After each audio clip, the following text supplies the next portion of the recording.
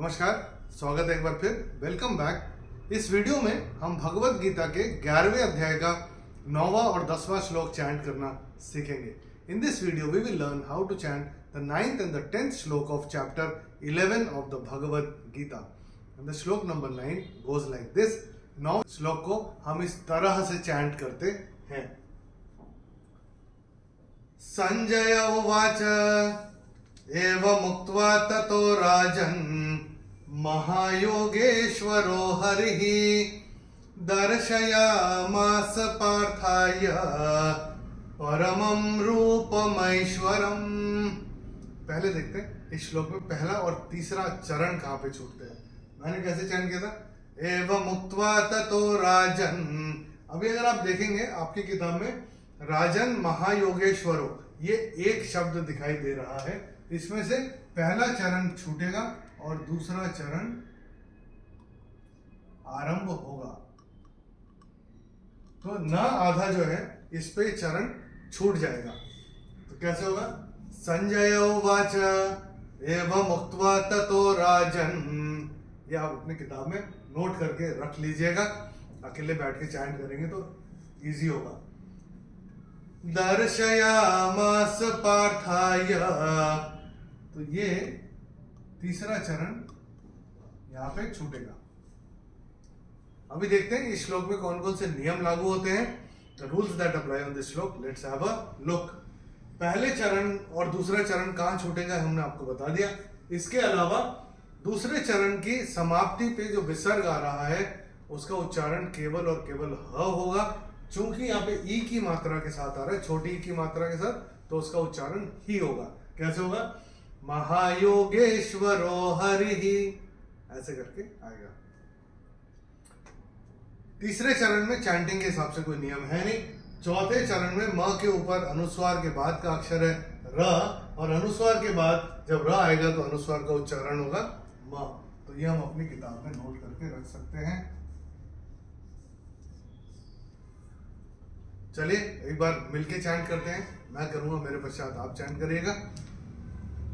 संजय उवाच। संजय उवाच एवमुक्त्वा ततो राजन्। एवमुक्त्वा ततो राजन् महायोगेश्वरो हरिः। महायोगेश्वरो हरिः दर्शयामास पार्थाय। दर्शयामास पार्थाय परमं रूपमैश्वरम्। परमं रूपमैश्वरम्। इसमें एक चीज का ध्यान रखिएगा, र पे बड़ी रू की मात्रा है तो रू को थोड़ा सा खींचो। रूपमैश्वरम, ये ऐसे करके आएगा। चलिए 10वां श्लोक देखते हैं। Let me chant it for you first. पहले मैं आपके लिए चैंट करके बताता हूं।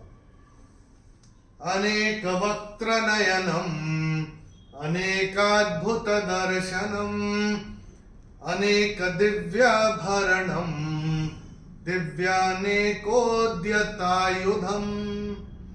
पहले देखते हैं इस श्लोक में पहला और तीसरा चरण कहां पे छूटते हैं। आपकी किताब में ये पूरा एक शब्द दिखाई दे रहा है। अभी इसमें से पहला चरण छूटेगा और दूसरा चरण आरंभ होगा। मैंने कैसे चैंट किया था? अनेक वक्त्र नयनम।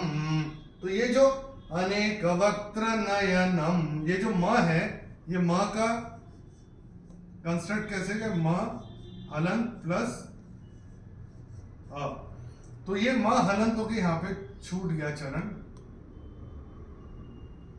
और ये जो अ है उससे आरंभ होगा दूसरा चरण। अनेक वक्त्र नयनम, फिर कैसे होगा?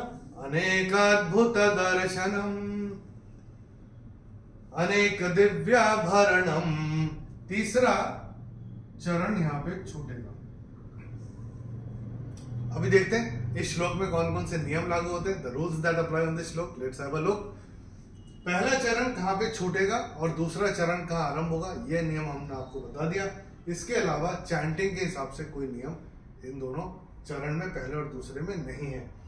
तीसरे चरण में चरण की समाप्ति पे न के ऊपर अनुस्वार चरण की समाप्ति पे आ रहा है, तो इसका उच्चारण केवल और केवल म ही होगा।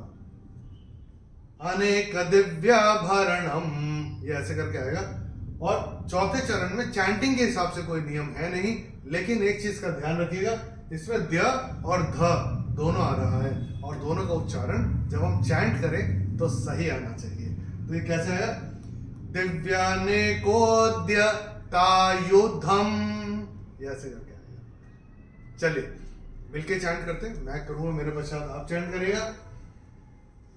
अनेक वक्त्र नयनम, अनेक वक्त्र नयनम, अनेकाद्भुत दर्शनम, अनेकाद्भुत दर्शनम, अनेक दिव्याभरणम, अनेक दिव्याभरणम, दिव्यानेकोद्यतायुधम। दिव्यानेकोद्यतायुधम। चलिए एक बार दोनों रिवाइज करते हैं। Let's experience the bliss of the Bhagavad Gita chanting. वो कहते हैं ना, Gita chanting is enchanting. Let's experience that. तैयार है? चलिए।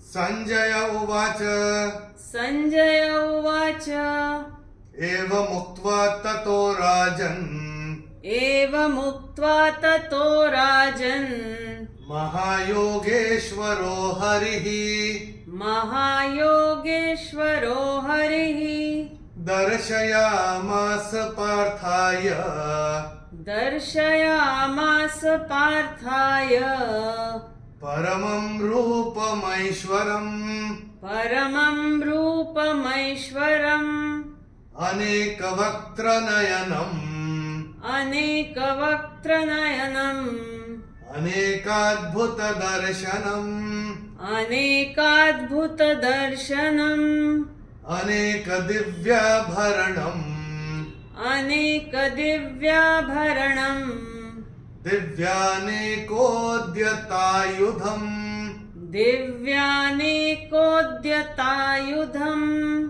प्रैक्टिस करते रहिए, प्रैक्टिस करते करते आएगा। और जैसे हमने आपको पहले बताया, 11वें चैप्टर की चैंटिंग करने में बहुत बहुत बहुत आनंद आता है। और ये जो नियम हम आपको बताते आ रहे हैं, खासकर पहला चरण या कोई चरण का छूटेगा और दूसरा चरण का आरंभ होगा, जो कि एक जैसे लगते हैं, एक शब्द दिखाई देता है, वो नोट करके रखेंगे तो बहुत इजी होगा अकेले बैठ के चैंट करना। दोनों श्लोक का भावार्थ हमने वीडियो के डिस्क्रिप्शन में हिंदी और अंग्रेजी में दिया हुआ है, आप रेफर करना चाहें तो रेफर कर सकते हैं। अगले वीडियो में हम भगवत गीता के 11वें अध्याय का 11वां और 12वां श्लोक चैंट करना सीखेंगे। In the next video we will learn how to chant the 11th and the 12th shloka of chapter 11 of the Bhagavad Gita. Till then, नमस्कार, हरि ओम।